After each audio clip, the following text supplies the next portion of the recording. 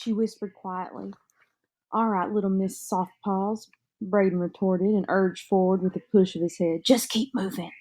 For the next few yards through the passage, Braden made every effort to move more quietly, but he was still too loud. "I'm going to get in big trouble if my uncle catches us doing this," Braden said as they passed another vent. "He can't even fit in here," she said happily. They crawled past the second-floor living hall and then down the length of the tapestry gallery until they reached the south wing of the house. "There it is," Braden said finally. She peered down through the metal grate into the Biltmore library room, with its ornate brass lamps, oak-paneled walls, and plush furniture. The shelves were lined with thousands of books. "Come on," she said, and pushed through the grate. 30 feet above the floor, Serafina balanced on the high ledge of a hand-carved crown molding that supported the vaulted ceilings, with its famous Italian painting of sunlit clouds and winged angels. She climbed down the upper shelves like they were the rungs of an easy ladder. From there, she scampered like a tightrope artist along a decorative wrought iron railing, darting quickly over the high mantel of the massive black marble fireplace. She leapt lightly onto the soft Persian rugs on the floor and landed on her feet. Now, what do you imagine that looking like? A cat, maybe? "That was fun," she said with satisfaction. "Speak for yourself," said Braden, who was still 30 feet up in the air, clinging desperately to the highest bookshelf, looking scared out of his wits. "What are you doing up there, Braden?" she whispered to him in confusion. "Quit fooling around and come on." "I'm not fooling around," Braden said. She could see now that he was truly terrified. "Put your left foot on the shelf right below you and go from there," she said.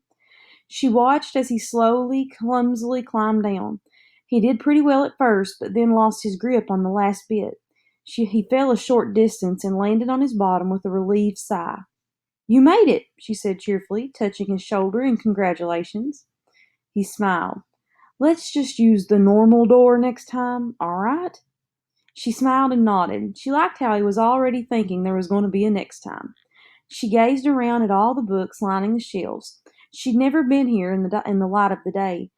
She thought back to all the books her pa had brought her, and how she would spend hours poring over the pages under the guidance, sounding out the letters until they became words and sentences and thoughts in her mind. Always wanting more, she would keep reading long after he'd gone to sleep. Over the years, she'd read hundreds of books, each one opening a whole new world to her. She marveled at how this one room contained the thoughts and voices of thousands of writers, people who had lived in different countries and different times, people who had told stories of heart and of the mind, people who had studied ancient civilizations, the species of plants, and the flow of rivers. Her pa had told her that Mr. Vanderbilt had many keen interests and studied the books in his library. He was considered one of the most well-read men in America. As she looked around the room at all the leather-bound tomes, the intricate knickknacks on the tables, and the inviting soft furniture, it felt like she could spend hours here just exploring and reading and taking afternoon naps. "That's Napoleon Bonaparte's personal chess set," Braden said when he noticed her looking at the ornately carved pieces arranged in perfect rows on a delicate rectangular table. She didn't know who Napoleon Bonaparte was, but she thought it would be great fun pushing beautiful pieces off the edge of the table and watching them fall into the floor. "What's that?" she asked, pointing to a small, dark oil painting in a wooden frame sitting on one of the tables among a collection of other items. The painting was so faded and worn that it was difficult to make out, but it appeared to depict a mountain lion stalking through the undergrowth of a forest. "I think it's supposed to be a catamount," Braden said, looking over his shoulder. "What's that?" "Well, my uncle said that years ago the local people used to use the phrase cat of the mountains, but over time it was shortened to cat of the mountains, and eventually it became catamount." As Braden spoke, he leaned close to the painting and tried to make out the details. It was difficult to tell, but the shadow of the cat looked weird and all a jumble in the bushes behind it. It almost seemed like the lion was casting the shadow of a human being. She vaguely remembered the remnants of an old folk tale that she'd heard years before.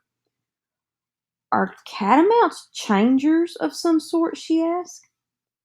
I don't know. My uncle bought the painting in a local shop. My aunt thinks it's ugly and wants to get rid of it, Braden said, and then pulled her away. Come on, you wanted to know the meaning of a Russian word. Let's look it up. He led her to the corner behind the huge brass globe. The foreign languages are over here. He scanned the titles of the books, saying each one as if he enjoyed the sound of the words. Arabic, Bulgarian, Cherokee, Dutch, Espanol. It was clear that Braden's uncle, who was fluent in 8 languages, had taught him a few things. Now that they were in the world of words and books, rather than scaling the precipitous heights, Braden was back in his element. French, Greek, Hindu, Italiano, Japanese, Kurdish, Latin, Manx. Ooh, I like the sound of that one, Serafina interjected. It's some sort of old Celtic language, I think, Braden said before continuing. Norman, Ojibwa, Polish, Quechua, Romanian. Got it, here it is, Russian. Great, look up the word otets. How do you spell it? I'm not sure. We'll have to go by the sound of it, he said as he flipped through the pages until he came to the spot he wanted. Nope, that's not it. He tried another guess. Nope, that's not it either. Oh, here it is. Otets. That's it, she said, grasping his arm. That's what Mr. Thorne called Mr. Rostonov that upset him so badly. Is it some kind of terrible insult or accusation? Is it a sharp-fanged demon or something? Braden said, frowning as he read the entry. Not exactly. Well, what's it mean? It means father. What? Otets means father in Russian, Braden said, shaking his head. I don't understand. Maybe you misunderstood what Mr. Thorne said. Why would he call Mr. Rostonov father? She had no idea, but she pushed closer to get a better view of the entry in the book.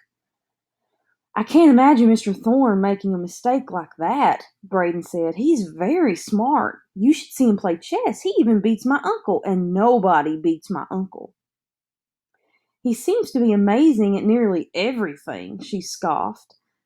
Well, you don't have to be mean about it. He's a good man.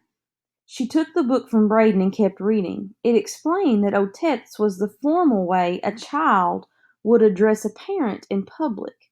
But the more intimate way, used only within the family, was the word batya, which is the other word that he used. And that word translated roughly to daddy or papa. She frowned in confusion. They were the same age and completely unrelated. Why in the world would Mr. Thorne repeatedly address Mr. Rostonov as his papa?